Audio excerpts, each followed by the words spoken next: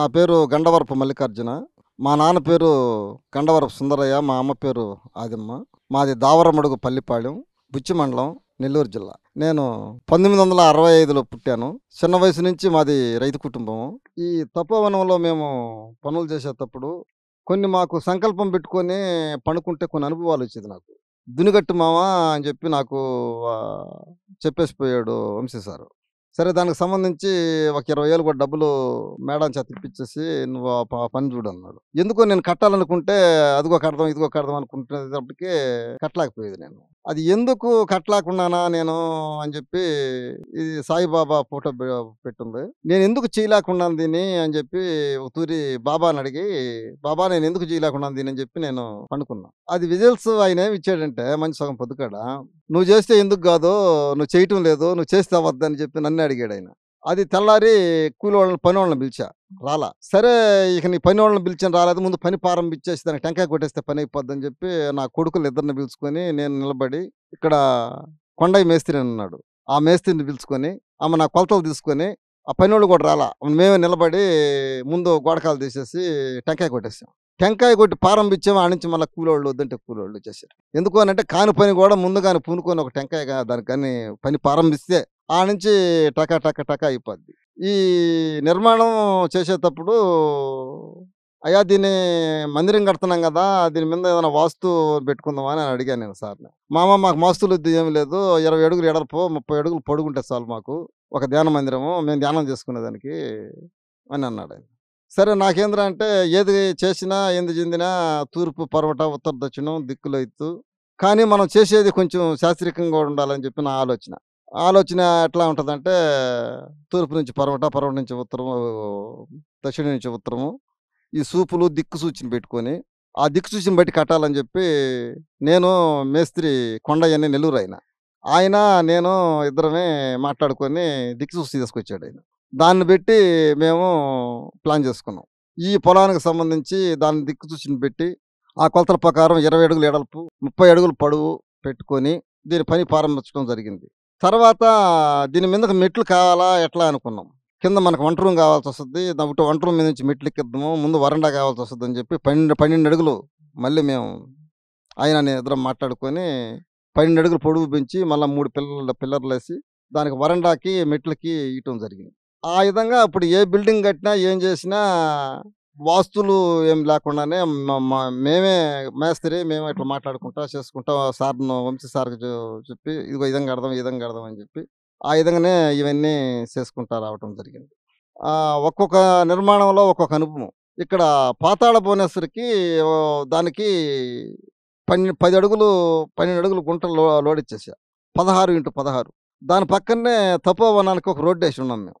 దాన్ని లోడిచ్చిన 3వ రోజే పెద్ద వర్షం, గుంటలు ఎల్ల వచ్చేసింది. ఏం చేయను, ఇది ఇరగబడిపోయేటట్టుగా ఉంది. అప్పుడు నేను గుంటలు లోడిచ్చేసాను, ఇది ఇరగబడిపోద్దేమోను అని చెప్పి నేను, అది ఇరగబడకుండా ఉండాలంటే ఏం చేయాలా అని చెప్పి ఆలోచిస్తూ ఆ రోజు పడుకున్నా, ఎట్లా చేయను బాబా అని. నాకు ఒక అబ్బాయి దాంట్లో నుంచి ఒక బుడగలాగా పుట్టాడు. బుడగలాగా పుట్టి బయటకు వచ్చి, "ఇదేం కాదు, నేను ఏం చేస్తాను దీన్ని" అన్నాడు. "మరి నువ్వు ఎట్టేస్తావు నాయన, ఇరగబడిపోతుంది, నీకెందుకు, నేను చేస్తాను" అన్నాడు. ఆ అబ్బాయి ఏం చేశాడంటే, ఈడ ఒక 20 సౌకలుండి 20 సౌకలు నాటేసి టెంకాయ మట్టలు దొక్కేశాడు. దానికి టెంకాయ మట్టలు దొక్కేసి ఇరగబడదు పో అని చెప్పేశాడు. నేను తెల్లారు లేచేటప్పటికి ఇది మేము ఎల్లవా అని ఎల్లవా నీళ్లు ఎరగబడతా ఉంది ఆడాడా. నాకు చూస్తే ఏం అర్థం కాల. మా తమ్ముడికి మా ఆనందం బామర్ది, మా బావ కొడుకు, ఇద్దరికి ఫోన్ చేసేవాళ్ళకి, "రాబాయ్ రాండి" అని. వాళ్ళు వచ్చారు. వచ్చి మా ఆనందం ఏంటంటే, "ఏముంది బావ, దాన్ని మనం ఏదైనా టెంకాయ మట్టలు పెట్టి దానికి ఆడికాడికి అండేసేస్తాం" అటు ఇటు అంటున్నాడు. ఆమెన ఇక్కడ మేస్త్రి ఒక అతను పని చేస్తున్నాడు, సేనయ్య అని. ఫోన్ చేశాను నేను, "సేనయ్య, ఈ విధంగా ఎరగబడిపోయేటట్టుగా ఉంది అన్న, ఒక ఇతను తీసుకురా" అన్న. ఆమెన ఆ నుంచి ఒక ఇతను తీసుకొచ్చాడు. ఆ తీసుకొచ్చిన వాళ్ళల్లో నైట్ వచ్చాడు నా కళ్ళకి, అట్నే ఉన్నాడు ఒకడు. "ఒరే నాయన, నువ్వు రాత్రి వచ్చావు కదరా నా కళ్ళకి, నువ్వే వచ్చి ఈ విధంగా చేసావురా" అని అన్న. "జడ చేద్దాం దీని" అన్న. వాడే చెప్పేశాడు, "ఏం లేదన్నా, దాన్ని మేకులు కొట్టేస్తాను నేను, చూడు కావాలండి ముందరని" చెప్పి చక్కగా మేకులు చెక్కి 20 మేకుల్ని కొట్టి, దానికి గెడ్డి ఒక 10 మోపులు, టెంకాయ మట్టలు ఒక 50 మట్టలు కొట్టి తొక్కేశాడు. వాడు నా కళ్ళ ఎట్ట చేశాడు అట్లా చేశాడు. అది నాకు ఆశ్చర్యం అనిపించేసింది. ఎందుకనంటే, వాడు కళ్ళ వచ్చి నాకు ఎట్ట చేశాడు, అదే విధంగా మళ్ళా వచ్చి తెల్లారి చేశాడంటే, "ఒరే నాయన, నువ్వేరా రాత్రి వచ్చింది, అట్నే చేసిపోయావు నువ్వు, అని చెప్పి నేను వాడికి చెప్పి నవ్వుకొని మేమందరం కూడా అదొక అనుభవం. నేను అక్కడి నుంచి తిరగబడలేదు, అది ఆగిపోయింది. నీళ్ళొచ్చి ఒక 4 నెలలు, 5 నెలలు ఉండి ఆ నీళ్ళన్నీ అప్పట్లో తీయలేకపోయాం కాబట్టి ఎలవలన్నీ పోయినానక, నీళ్లు జలకరం తగ్గినానక జనవరి, ఫిబ్రవరిలో స్టార్ట్ చేసి పక్కకు పక్క మళ్ళీ గుంట కొరకు లోడిచ్చి మోటార్ పెట్టి కొట్టుకుంటా ఈ బురదంతా తీసుకుంటా ఒక అమ్మిడి నీళ్లు కొడతా ఉంటే ఒక అమ్మిడ దానికి కమ్మి కట్టి స్లాబ్ పోసుకుంటా గోడలు లేపుకుంటా వచ్చాం పైకి. అది ఇక్కడ కట్టడాల్లో ఎక్కువ మేము కష్టపడ్డది, ఇబ్బంది పడ్డది ఎక్కువ భాగం పాతాళ భువనేశ్వరికే. ఎందుకనంటే 10 అడుగుల లోతు నుంచి కట్టుకుంటా వచ్చాం. 10 అడుగుల లోతు నుంచి కట్టుకుంటా రావటం ఒకటి. భూమిలో ఇంత గుంటలో ఉన్నప్పుడు దానికి కొంత బాధ, విముక్తి కొంత ఉంటది. అంటే భూమాతకు కూడా కొంత క్షమార్పణ చెప్పాల్సొచ్చింది. చెప్పా నేను. ఇక్కడ మహాదేవుడు పెడుతున్నాము భూమాత, దానివల్ల మేము లోడాల్సొచ్చింది. దీనికి తప్పుంటే మిమ్మల్ని క్షమించమని కోరుకోవటం. ఆ విధంగా మనం ప్రకృతి కోసం ఏదన్నా ఒక చేయాలనుకున్నప్పుడు ఆ ప్రకృతికి కూడా మనం క్షమార్పణ చెప్పుకొని చేస్తే మంచిదనేది నా అనుభవాలు. ఈ అనుభవాలన్నిటికీ వచ్చేదానికి కారణం వంశీ సారు. ఆయనేందిరా అంటే దేనికైనా మనం ఒకటి చేస్తున్నామంటే దాంట్లో ఏదైనా అనివార్యం జరిగినప్పుడు దానికి క్షమార్పణ చెప్పాలి మామ అంటాడు నన్నాయన. అదొకటే కాదు, భోజన హాల్ కట్టాలా అనుకున్నాం. ఈ భోజన హాల్ అయిపోవాలా, ఎట్ట కట్టాలా, డబ్బులు 5 లక్షలు వాసు మేడం వాళ్ళ కుటుంబం నుంచి అడిగిస్తానంది. వాళ్ళ మామ పేరుతో చాలా చాలకుండా ఉంటాయి. భోజన హాల్ కట్టాలని సంకల్పం పెట్టుకొని నేను ధ్యానంలో కూర్చొని పండుకొని నిద్రపోయినా. నేను ధ్యానం చేస్తా అట్టా నిద్రపోతుంటా. అవి ధ్యాన అనుభవాలు కొన్ని వస్తుంటాయి. ఆ నైటు 2 అంతస్తుల బిల్డింగు కదిలి నడిచి వస్తుంది. అది ఎందుకు వస్తుందో నాకు అసలు అర్థం కాల. బిల్డింగ్ నడిచి వస్తా ఉంది. అది ఏ ప్లేస్ ఉందో ఆ ప్లేస్కి వచ్చి ఆగిపోయింది. తొలుసు నేనేమనుకున్నానంటే నడిచి వస్తుంది ఏంద్ర పైన పడిపోద్ది అనుకుంటున్నా. నేను అక్కడే నిలబడి ఉన్నా మందిని కడుకు వచ్చి ఆగిపోయింది. అప్పుడే తెల్లారి సార్కి ఫోన్ చేశా. అయ్యా ఈ విధంగా జరిగింది రాత్రి, కళ ఈ విధంగా వచ్చింది కదా అన్న. మామ మనం భోజన హాల్ కట్టాలనుకుంటున్నాం కావాలి, అది వచ్చేసింది మామ, ఇక అయిపోద్ది నిర్మాణం, ఇబ్బంది లేదు అన్నాను. సార్ ఏంటంటే మన దగ్గర డబ్బులు లేవు మామ, దాంతో కట్టి రేకులు వేసేసి అన్నాడు. అయ్యా రేకులు అయితే వద్దు, రేకులు వేయకూడదు, దాని స్లాబ్ వేయాలని నేను. డబ్బులు లేవు, డబ్బులు వస్తాయిలే అనేది నేను. ఆ డబ్బులు దానంతటా అయ్యా వచ్చేస్తుండేది. ఆ తర్వాత అది జరిగిన తర్వాత దానిపైన మళ్ళీ డార్మిట్ వేయాలనుకున్నప్పుడు రేకులు వేద్దాం అనుకున్నాం. రేకులకే మొత్తం అన్ని గిల్లర్లు సెట్ చేసి రేకులు మాట్లాడేసి అన్ని సెట్ చేశా. మా కొడుకు వచ్చి దాని రేకులు వేయవద్దు, స్లాబ్ వేయాలని నాతో తగాదా పడతాడు. వరే ఒడ్డు నాయన డబ్బులు లేవంట, సార్ ఫోన్ చేసినాడు అప్పుడు నేను మాట్లాడుతున్నాను రా అన్న. కరెక్ట్గా 10 నిమిషాలు సార్ మళ్ళీ ఫోన్ చేసేసి మామ ఏరే ఆమె ఒక ఆమె 4 లక్షలు ఇస్తానంది, నువ్వు స్లాబ్కి ప్లాన్ చేసేదని అన్నాడు. మళ్ళీ ఇమీడియట్గా కమ్మి కట్టించి అప్పటికప్పుడు మళ్ళీ దాన్ని పోంచి మళ్ళీ స్లాబ్కి సెట్ అయిపోయింది. అది కళలో కొన్ని కళలు అనేవి నిజం అవుతాయంటే దాంట్లో నాకు అనుభవంలో ఈ పాతాళ భువనేశ్వర్లో ఒక అనుభవం, అట్టా దుని పిరమిడ్లో ఒక అనుభవం. పోతే పత్రి సార్ నేను తర్వాత ఒక తూరి పట్టపొగలే కూర్చొని ధ్యానం చేస్తూ పండుకొని ఉన్నా. అంటే నిద్రలో ఉన్నా. పత్రి సారు నా కళ్ళకి వచ్చినట్టు ఎట్లా అంటే తపోవనం కాడికి నడిచి వస్తా ఉన్నాడు ఆయన ఒక్కడే. అంటే అంతకుముందు ఫస్ట్ ఎట్లా వచ్చాడు ఆయన అట్లే వస్తున్నాడు. మరి సార్ వస్తున్నట్టుండో అని చెప్పి దిగ్గును లేస్తే ఇక్కడ ఎవరు లేరు. కరెక్ట్గా ఒక 5 నిమిషాల దానిలో అట్నే కూర్చొని ఉన్నాను. వాసు మేడం ఫోన్ చేసి మళ్ళీ పత్రి సార్ వస్తున్నాడు, ఇక్కడ పిరమిడ్లు తయారు చేశారు కదా దాని ప్రారంభానికి, మా ఇంటికి వస్తాడు రాండి అన్నది. నేను మా భార్య వెంకటశేషమ్మ, ఏడుగొండలు, అనుష నలగరం పోయాం. అక్కడికి పోయాము. మన ఆయన వచ్చాడు, సార్ కూడా భోంచేసుకున్నాడు, తగ్గిపోయినాడు సారు. మేము కూడా భోంచేసుకున్నాం, మనం కూర్చున్నాం. సార్ పోయి రోజు పండుకున్నాడు. రోజు మేము కూర్చొని ఉన్నాము. తపోవనం నుంచి మళ్ళీ మామూలు వచ్చి ఉన్నారు అన్నాను. మన ఏడి రమ్మన్నా మనం పోయాం. నమస్తే సార్ అని చెప్పాను. అనుష కూర్చొని ఆమెడి కూర్చొని ఆయనకి సేవ చేస్తున్నాడు. సారు తగ్గిపోయి ఉన్నాడే అని నా మనసులో అనుకున్నాను నేను. ఆయనకి ఎట్ట తెలిసింది ఆయనకి. రైట్ అన్నాడు. ధన నా గుండెకి 3 దెబ్బలు కొట్టాడు. అది ఎందుకు కొట్టాడని నాకు అర్థం కాదు. అంతకుముందు సార్ చెప్తున్నది ఆయనకి కానీ మనసు కనిపిస్తే కొడతాడు ఆయనని. అది కొంతమంది మామూలుగా ఇప్పును కొట్టాడు, చెంపమలిచి కొట్టాడు, రకరకాలు. నన్ను గుండెనే కొట్టాడు. ఎందుకు కొట్టాడంటే నాకేదో కొంత ఈగో ఉండింది. అది అప్పుడు నాకు తర్వాత అర్థమైంది. 3 దెబ్బలు కొట్టి ఏమనుకుంటున్నావు, నేను తగ్గిపోయాను అనుకున్నావే, నేను తపోవనం వస్తే మాత్రం ఫైట్ చేద్దామా అన్నాడు. సార్ అట్నే సార్ అన్న, అట్నే గురువు గారు అన్న. ఆ కొట్టిన దెబ్బకి ఎందుకు కొట్టాడా అని చెప్పి నేను తర్వాత దాన్ని అర్థం చేసుకున్నా. నాలో కొంత ఈగో ఉండింది. ఎట్లా అంటే నేను చెప్పింది వినాలా, నా మాట ఏదవాక అనే టైపులో నేను ఉండేవాడిని ఫస్ట్ నుంచి కూడా. ఒక రకంగా ఉండేది. తర్వాత ఆయన ఆ ఈగోని తీసేదానికే నన్ను కొట్టాడు. ఆయన కొట్టిన తర్వాతే ఇప్పుడు ఈ తపోవనంలో ఎన్ని నేను చేయగలుగుతున్నాను, ఎన్ని పనులు చేయగలుగుతున్నాను, మనం యాడికి పోయినా మనకు ఇబ్బంది లేకుండా జరిగిపోతుంది, అన్ని రకాల ఇబ్బందులను తట్టుకొని చేయగలుగుతున్నాం అంటే ఆయన నన్ను కొట్టి సరిచేసాడని నా భావన. నన్ను ఈ ధ్యాన క్షేత్రానికి నన్ను కొట్టి సరిచేసి దీని ముందుకి తీసుకుపోయేదానికి నీ బలం, నీ సంకల్ప బలం కూడా నువ్వు నిలబెట్టని చెప్పి నన్ను సరిచేసాడని నేను అనుకుంటున్నాను. పోతే ఇప్పుడు సాయి తపోవనము ఈ కరోనా పోయిన తర్వాత ఇక్కడ పనిచేసే వాళ్ళకైతే ఏమి, ఇక్కడికి వచ్చిన వాళ్ళకైతే ఏమి, అందరికీ భోజనాలుండి ఏర్పాటు చేసి పెడుతున్నాము. ఇక్కడ ఎవరైనా రావచ్చు, ఎప్పుడైనా రావచ్చు. మీరు ఇక్కడ ధ్యానం చేసుకొని భోంచేసుకొని పోవచ్చు. 1975లో మా ఊర్లో సిపిఎం పార్టీ ఏర్పాటు చేయడం జరిగింది. అప్పుడు మేము చిన్న చిన్న పిల్లకాయలమే పార్టీ పెట్టేటప్పుడు. అప్పుడు పార్టీ పెట్టడం, ఇక్కడ కొంత భూములు ఆక్రమించటం, ఆ శివాయిలుగా ఉండేవి, అవి పేదవాళ్ళకి ఇప్పియటం, ఆ విధంగా చేసేవాళ్ళు. మేము చిన్న పిల్లకాయల నుంచి దానికి సిపిఎం పార్టీకి ఆకర్షితులయ్యి యువజన సంఘంలో పనిచేయటము. పోతే ఇక్కడ మాకు జక్కా వెంకన్న నాయకత్వం వహించాడు, దావరముడుగా అయింది. ఆయన నాయకత్వంలో భూస్వాముల కింద ఉండే కుటుంబాలన్నీ ఆయన వచ్చిన తర్వాత మా గ్రామంలో ఒక మాట ఎత్తుకుంటే, మా గ్రామానికి శ్మశానం లేదు, దారులు లేవు, రకరకాల ఇబ్బందులు పడుతుండేవాళ్ళు. ఆయన వచ్చి శ్మశానం ఏర్పాటు చేసి, బయలు భూమిని ఏర్పాటు చేసి, కొన్ని దారులను ఏర్పాటు చేసి, ఇవన్నీ చేసినాక ఇక్కడుండే జనం అందరూ పార్టీకి తోడు నీడగా నిలబడటం, పేదవాళ్ళకి ఏదైనా అన్యాయం జరిగితే పోయి మాట్లాడటం, ఇంకేదైనా భూ పోరాటాలు జరిగితే భూ పోరాటాలు లేకపోవటం, అట్లా పేదవాళ్ళ గురించి ఏం జరిగినా ముందుండి నడిచేటట్టు, మన గ్రామంలో ఏం కావాలా, మంచినీళ్ళు కావాలా, ఈదు లైట్లు కావాలా, ఇంకేమన్నా ఇబ్బందులు జరిగితే దాన్ని మాట్లాడుకొని ఎట్లా మనం బయటపడాలా అనే దాని మీద జరుగుతుంటే అవన్నీ నేను చూస్తూ ఆ పార్టీలోనే తిరుగుతూ దానికే ముందుండి పనిచేస్తూ ఉండేవాడిని. ఇక్కడ 1952లో జక్కా వెంకన్న నాయకత్వంలో మా దావనూడు పంచాయతీ సిపిఎం పార్టీ పంచాయతీగా ఏర్పడ్డది. ఈ రోజుకి ఆయన నాయకత్వం కిందే సిపిఎం పార్టీ పనిచేస్తుంది. ఎందుకోనంటే వాళ్ళు చేసిన పనులు చేశాడు ఆయన. ఆ గ్రామంలో ఏం కావాలన్నా ఒక దారులు కాదు, ఇంకొకటి కాదు. దానివల్ల మేమంతా కూడా ఆయన నాయకత్వం కిందనే పనిచేసుకుంటూ ఈ రోజు కూడా పార్టీ పరంగా నేను ఈ రోజు కూడా ఇటు ధ్యానంలో ఉండి ఈ తపోవనంలో పనిచేస్తూ కట్టడాలు కట్టిస్తూ ఇన్ని చేస్తున్నా.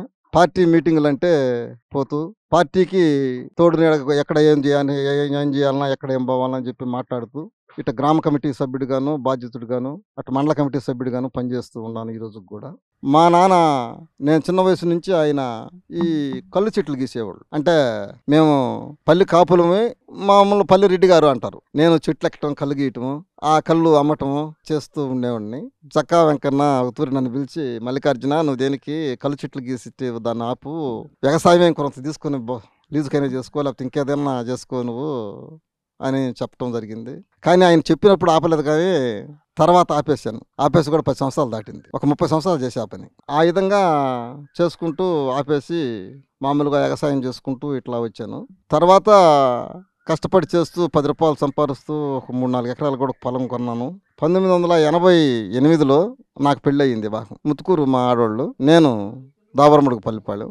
నాకు 3 పిల్లలు, ఒక కూతురు, 2 కొడుకులు. కూతురికి పెళ్లి చేశాను, ఒక కొడుకు చేశాను, ఒక కొడుకు చేయాల. నా అనుభవంలో ఆటుపోట్లన్నీ అనుభవించా. ఎట్లా అంటే ఫస్ట్ కష్టపడి పనిచేసి వ్యవసాయం అయితేమి, కళ్ళు చెట్లు అయితే గీయటం, పొలం కొన్నా. తర్వాత మధ్యలో ఆర్థిక ఇబ్బందులు వచ్చి పొలం కొంత అమ్మటం జరిగింది. అప్పుడు మనం కొనే పొలం అమ్ముతున్నామని కొద్ది రోజులు కూడా బాధపడ్డా. ఎందుకు జరిగిందా ఇట్లా అనేది నాకు అర్థం కాల. తర్వాత ఏరియాది ఇక్కడ కొంత పొలం అమ్మాలని అనుకున్నా. దాన్ని వాళ్ళు వచ్చినప్పుడు నేను అమ్మలేకపోయినా కానీ సాయి తప్ప మనకు దీనికి కావాలని, పొలం కావాలని ఉంచి సార్ వాళ్ళు వచ్చినప్పుడు ఇది మా విధంగా జరుగుతుంది అని మా కూతురుతో చెప్పా. మా కూతురికి మామూలుగా తాడు ఆమెకి అప్పుడప్పుడు వస్తుంటుంది.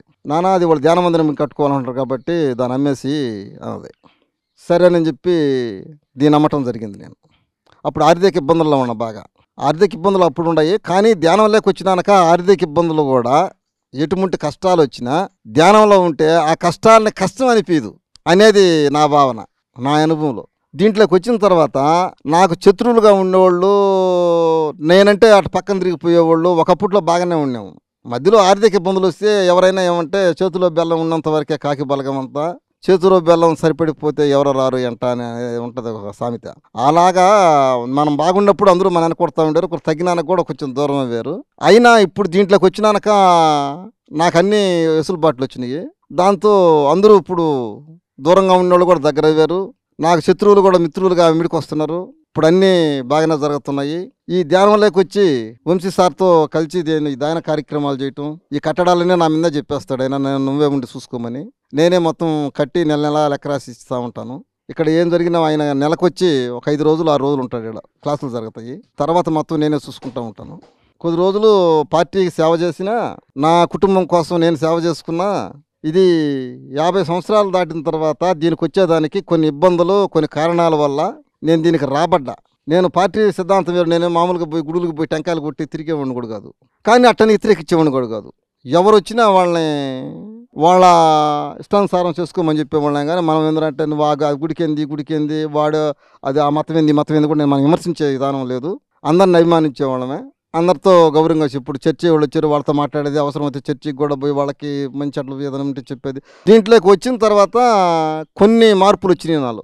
దైవశక్తి కూడా కొంత ఉంది, ధ్యాన శక్తి కొంత ఉంది. ధ్యాన శక్తి అనేది మనిషిని మార్చద్ది.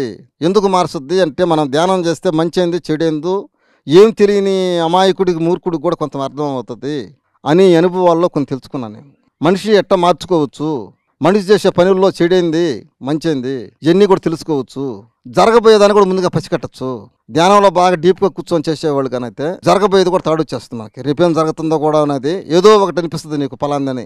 దాని మీద మనకి ఆటోమేటిక్గా మనకు అర్థమైపోతుంది అనేది నా అనుభవంలో చాలా జరిగినాయి. నేను ఇప్పుడు ధ్యాన మందిరంలో పనిచేస్తూ వచ్చిన వాళ్ళకి భోజనాలు ఉండి పెడుతూ, ఇక్కడ మనం పనిచేసే వాళ్ళకి భోజనాలు ఉండి పెడుతూ, ఇక్కడ మంచి చెట్లు చూసుకుంటూ అన్ని కార్యక్రమాలన్నీ నడుపుతున్నాను. ధ్యాన కార్యక్రమాలకు వచ్చినాక నా జీవితం కూడా ధన్యమైందని నేను అనుకుంటున్నాను. ఎందుకోనంటే నేను అసలు దీనికి నాకు సంబంధం లేనివాడిని నేను దీంట్లోకి రాబడ్డానంటే అది చిన్న విషయం కాదు. అది పూర్వజన్మ సుకృతమో అని అనుకోవాలా. ఇక్కడ కూడా ఏంటంటే ఈ భూమి తపో భూమి. ఇంతకు ముందు ఒక 1000 సంవత్సరాల క్రితమో 2000 సంవత్సరాల క్రితమో ఇక్కడ ఋషులు తపస్సు చేసిన భూమి. ఇది నాకు ఒక తెలిసేటప్పటికే 1975 నాటికే ఇది ఒక అడవి లాంటి బీడు. పశువులు గిసులు మేపుకునే వాళ్ళు అంత మొత్తం అప్పుడు సాగు చేయలే ఏం లేదు. పెన్నా నది ఒడ్డున ఈ బర్రెలు, ఆవులు, జీవాలు అంటే గొర్రెలు, మేకలు తోలి మేపుకునేవాళ్ళు. నాకు ఒక తెలిసిన తర్వాతే ఇది సాగులోకి తెచ్చారు. ఒక రెడ్డిది ఇది ఈ తపోవనం భూమి. అది ఒక ఆయన వచ్చి కూర్చొని ధ్యానం చేసి ఇది తపో భూమి. ఇది పూర్వంలో ఒక 1000 సంవత్సరాల క్రితం ఇక్కడ ఋషులు తపస్సు చేసి యజ్ఞం చేసి ఉన్నారు కాబట్టి తపోవనము ఈ రోజు నిర్మాణం ఇక్కడ జరగబడింది. ఇది తపో భూమి కాబట్టి ఎంతో దూరం ఇది ఎదగద్ది. ఇక్కడ జనాలు ఎంతో మంది వస్తారు. ఇది పెద్ద క్షేత్రంగా మారబోద్ది ఇది అని కొంతమంది అనుభవాలు చెప్పారు. కొంతమంది వాళ్ళకి తాడు వచ్చింది, కళ్ళలో వచ్చినాయి. ఇక్కడ అమ్మాయికి పెళ్లి చేసేసాను, అబ్బాయికి సంబంధం చూస్తూ ఉన్నాం. సరే ఏడకు పోయినా సెట్ అయినట్టే ఉంది, కావటంలా. ఎందుకు కావటం లేదా ఏంది అనేది ఒక జ్యోతిష్యుడి కాడికి పోయి అడిగితే మీకు నాగదోషం ఉంది, నాగశిలని ప్రతిష్ఠించాలి మీరు అని చెప్పడం జరిగింది. ఒక 9 మంది బ్రాహ్మణులను పిలిచి వాళ్ళ చేత ఒక యజ్ఞం చేపించి నాగశిలని ప్రతిష్ఠించాలి మీరు. సరే ఎక్కడ చేయాలా అనుకున్నాం. నవాపేటలో శివాలయంలో చేద్దాము. ఆమె నేనుండి వాళ్ళ ఫోన్ నెంబర్ నేను మాట్లాడతాను అబ్బాయి అన్నమ్మ వాడు. ఆమె స్వామి ఆడ కాదు మాకు తపోవనం ఉంది, తపోవనంలో చేద్దాం అనుకుంటున్నాను నేను, మీరు వచ్చి ఒక తూర్పు చూడండి అన్న. వచ్చాడు ఆయన కారు వేసుకొని. ఈ సాయి తపోవనం పెట్టున్నాం చూశాడు. చూస్తే అయ్యా బ్రహ్మాండంగా ఉంది, ఏడ చేసుకోవచ్చు, మీకు ఇబ్బంది లేదు. ఇక్కడ మీరు ఆదివారం కూడా మీరు పూజ చేసుకోవచ్చు అని చెప్పు. నాగదేవతను అంటే నేను మా తమ్ముడు మా కుటుంబం అన్నమాట కలిసి తిరుపతిలో విగ్రహం చెక్కించి నాగశిలలు ఆమెను బ్రాహ్మణులను పిలిచి ఇది ఒక 22,000, వాళ్ళకొక 18,000 ఎంత అయింది. మొత్తం పెట్టి ఒక 50 చిల్లరతో కార్యక్రమం చేయడం జరిగింది. అది చేసిన తర్వాత సంవత్సరం నాడు మా అబ్బాయి నా పెద్ద కొడుక్కి ఏట్లో పోతుంటే కాకిరీళ్ళు మొక్కలు గుచ్చుకుంది. అది కింద అరికాల్లో గుచ్చుకుంటే పైన గిరసలేకొచ్చింది. అది తిరిగిన దాన్ని నెత్తిన పెట్టుకో తిరిగి ఆ దోషాన్ని చేసిన తర్వాత ప్రతిష్ఠ చేసిన తర్వాత తెల్లారే అది పడుచుకొని బయటకు వచ్చి నొప్పి వస్తుంది. ఆమెను ఆపరేషన్ చేస్తే దాంట్లో నుంచి అంత పొడుగు మేకును తీశారు దాన్ని. అదొక విచిత్రం. తర్వాత అది నయమైపోయింది, సంబంధం కుదిరింది. ఈ రోజు కొడుకు పుట్టున్నాడు. ఆయన తపోవనంతగా తిరుగుతుంటాడు. ఆ విధంగా దోషాన్ని పాంగుట్టేదానికి కొన్ని ఉన్నాయి. దానికి మేము కట్టేమో పైన ఏదైనా వేద్దాం అనుకుంటున్నాం. ఆమె వంశీ సారు అప్పుడు ప్రతిష్ఠ రోజు వచ్చాడు. తర్వాత వచ్చి ఒక రోజు ఆడ మాట్లాడుతూ ఉన్నాడు నాతో. ఎవరో ఒక రాజమండ్రి ఫోన్ చేసింది. సార్ నాకు కాళ్ళు ఈ విధంగా వాసిపోయినాయి సార్, ఈ విధంగా ఇబ్బందిగా ఉంది, నడవలేకున్నాను, ఏదో సీంగ్ ఆడుతూ ఉందో అని. అమ్మ నీకు నాగదోషం ఉంది, ఇక్కడ నేను నాగదేవత కాడనే ఉన్నాను, మీరు నాగదేవత మీద పెట్టి మీరు ధ్యానం చేయండి తగ్గిపోద్ది అంటాం. ఆమె చేయటం తెల్లారి సార్ నాకు ఒకరు తగ్గిందని అంటాం. సరే మీరేమన్నా ఈగలరంటమ్మా అంటే ఆమె 5,000 నేను వేస్తానంటాం. ఇంకొకరు వచ్చి ఒక 5,000 వేయటం. కరెక్ట్గా నెలదాలే మళ్ళీ ఆమె 25,000 ఇయటం.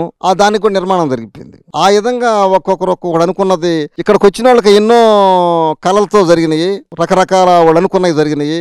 ధర్మంలో ఉంటే అన్నీ జరిగిపోతాయి, ధర్మం తప్పితే ఏది జరగవు. ఇది నా అనుభవం కూడా. వాళ్ళకి చెప్పడం కూడా కాదు. నేను చేసినవన్నీ కూడా ఫలాంది కావాలని మన ధర్మంలో కోరుకుంటే మొత్తం అయినాయి, జరుగుతాయి కూడా. ఆ విధంగా ఇప్పుడు పాతాళ భువనేశ్వర్ కానీ, ఇక్కడ నాగదేవత కాడ కానీ, ఇక్కడ లోపల బాబా కాడ కానీ ఇవన్నీ కూర్చొని ధ్యానం చేసి కొన్ని కర్మలు బాగుంట్టుకోవచ్చు.